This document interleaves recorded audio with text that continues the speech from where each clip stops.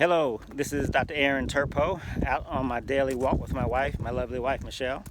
And we are out here and we decided today that we're going to invite you all to some of these walks that we do and the discussions that we have on these walks.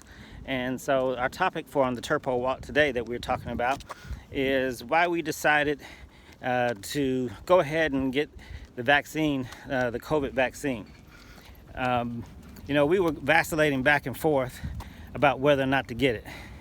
I finally had come to the decision that I was going to wait a while. I was going to let everybody else be a guinea pig and see how they did with the vaccine before I would risk myself getting the vaccine. So I would talk to people, some of my clients, and just surveyed a lot of people about what they thought. And so that's where we were going back and forth. At one point we weren't going to get it. Next time we said, well, maybe we should. I have a daughter who's a psychiatrist, a physician. She decided she would go ahead and get it. So we were really at a decision-making point. And so I'll let you know what we decided in a little bit, but I'll let you let my wife chime in on some of this about the frustrations that we were having going back and forth. Yeah. Some of the frustrations we have or had were based on historics, and medicine in the Black community. How Black Americans or Black people around the world have been treated by the medical industry, and those histories do not go away, do not get forgotten. And as a result, you have countless of Black folks like myself and many others who were and are very apprehensive of this new drug, of these new drugs, this new medicine. And of course, not wanting to be a guinea pig of the medical industry, as historically Black people have been. I was very apprehensive and not planning on putting my trust in a drug that initially the ex-resident and president of the White House had anything to do with. Since his departure and since the medical community has kind of re-entered the fold and taken control of this thing again, I have kind of changed my mind. But it wasn't just them that helped me to change my mind. It was the many people that I've known who have come down with it. And unfortunately, the few people, including recently a cousin, who came down with it and passed. All of these things have come together to help me make my decision that when it comes down to my time on being able to take the vaccine, I believe and I will take the vaccine. I want to be as safe as possible.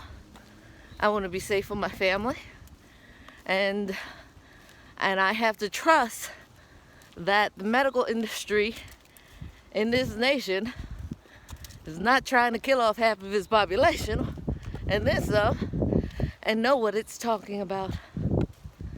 I have to have faith and trust that there are people out there that are willing to do the hard work to make sure that this vaccine works and that people get the vaccine. So I've decided for myself to go ahead and take it and have faith and trust in what we've always had faith and trust in: ourselves, society, each other, and of course God. What about you, dear? Yeah, I decided to go ahead and get the vaccine as well. And it came down to this. One of my clients told me, he said he's a physician. He saw these people dying from COVID in the hospital. And he said, I understand people have concerns about allergic reactions to the vaccine and what have you. He said, but consider this. And then he's the one that tipped me over to go ahead and get it. He said, consider this. Do you want the side effects of, what are you more scared of? The side effects of the vaccine or the effects of being infected with COVID. He said, if you think about it, the smart choice is to go ahead and deal with the side effects of the vaccine, because they are a lot less severe than the effects of getting infected with COVID without having the vaccine.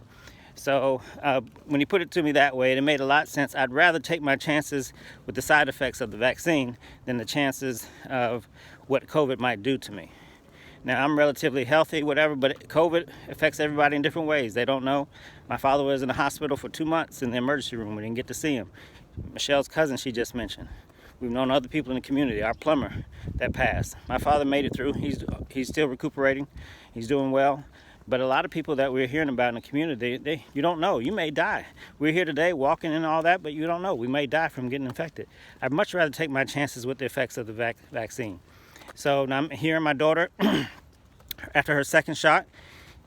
She's a physician, I told you. After her second shot, she had symptoms and reactions. She had to stay home from work. I'm hearing that a lot from my clients who've been infected or who've been vaccinated, that second shot can really be something to deal with. So I still rather take my chances. But most of the people that have those reactions, after about a day or so, they're fine again. And I think that is much better than dealing with the after effects of having COVID. So Michelle and I both have decided to go ahead and get the vaccine.